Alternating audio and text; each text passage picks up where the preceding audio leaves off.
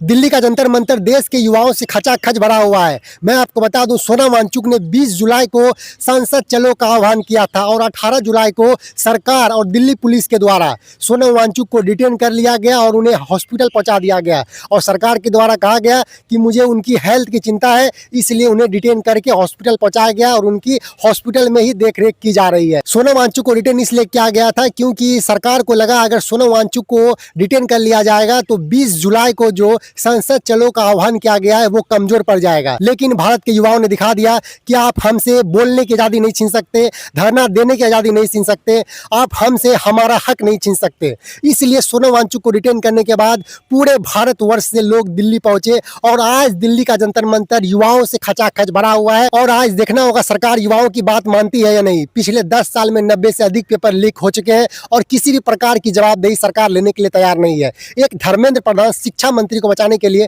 मोदी सरकार कितना गिर सकती है, आज भारत के युवाओं ने देखा है। और भारत का युवा भी इस प्रोटेस्ट में शामिल होकर मोदी सरकार को ललकार रहा है और कह रहा है जब जब पेपर लीक होगा, जब जब करप्शन बढ़ेगा, जब भारत का रुपया गिरेगा, खराब हवा, खराब सड़कें और पढ़ाई के लिए बच्चों को अच्छा इंफ्रास्ट्रक्चर नहीं, स्कूलों में अच्छी व्यवस्था नहीं दी जाएगी, तब ऐसे ही भारत के युवा घर से बाहर निकलेंगे और सरकार को ललकारेंगे। तो आज देखना होगा शांतिपूर्ण प्रोटेस्ट को भारत की सरकार और दिल्ली पुलिस किस तरह से नस्तो नाबूद करने का प्रयास करती है और भारत के युवाओं के साथ किस तरह का साजिश करने का प्रयास करती है। मैं आपको बता दूं कि पूरी व्यवस्था कर ली गई है इस प्रोटेस्ट को रोकने के लिए। चारों तरफ बैरिकेड्स लगा दिए गए हैं, बहुत सारे ट्रक में पत्थर भरकर आ चुके हैं, आंसू गैस के गोले बरसाने की पूरी तैयारी कर ली गई है, रबर बुलेट चलाने की पूरी तैयारी कर ली गई है। मतलब यह है सरकार की तरफ से इस प्रोटेस्ट को नस्तो नाबूद करने का पूरा प्लानिंग कर लिया गया है। लेकिन देखना होगा भारत के युवा कब तक डटे रहते हैं, कब तक अड़े रहते हैं और सरकार उनकी बात कब तक नहीं मानती।